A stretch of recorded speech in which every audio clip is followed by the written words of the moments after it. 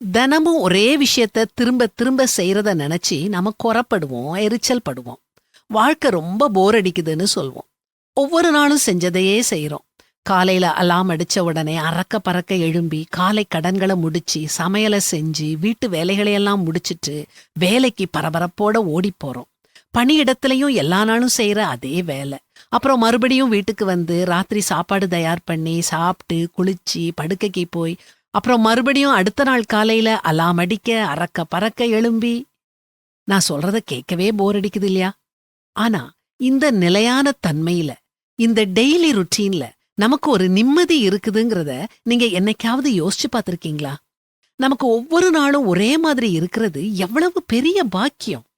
பெரிய அழிவு இல்ல, அதிர்ச்சியான செய்தி இல்ல, யாருக்கும் எதுவும் மோசமா நடக்கல. இப்படி எந்த ஒரு கெட்ட விஷயமும் நடக்காம ஒரு நாள் போகுதுன்னா அதுக்கு நாம எவ்வளவு நன்றியுள்ளவங்களா இருக்கணும். ஒவ்வொரு நாளும் நாம திரும்ப திரும்ப செய்யற வேலைகளை நாம ரசிச்சு அனுபவிச்சு செய்யணும். காலையில இருந்து ராத்திரி வரைக்கும் நம்முடைய வேலைகளை நாம செய்யறது மிக பெரிய ஆசீர்வாதம். படுக்கையில படுத்துக்கிட்டே தலையண மேல தலைய வச்சுக்கிட்டே நாளைக்கு என்ன சமைக்கணும்னு நினைக்கிறதே ஒரு சுகம், சந்தோஷம். எத்தனையோ பேர் தங்களுடைய முழு வாழ்க்கையிலையும் இதை அனுபவிச்சிருக்க மாட்டாங்க. நாம ஒரு கொடூரமான உலகத்துல வாழ்ந்துகிட்டு இருக்கிறோம்.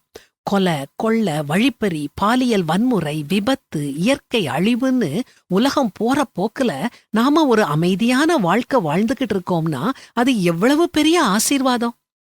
செஞ்சதையே திரும்ப திரும்ப செய்யற போரிங் வாழ்க்கைக்காக எப்பொழுதும் ஆண்டவருக்கு நன்றி சொல்லுங்க. எல்லாவற்றிலேயும் ஸ்தோத்திரம் செய்யுங்கள். அப்படி செய்வதே கிறிஸ்து இயேசுவுக்குள் உங்களை குறித்து தேவனுடைய சித்தமாயிருக்கிறது.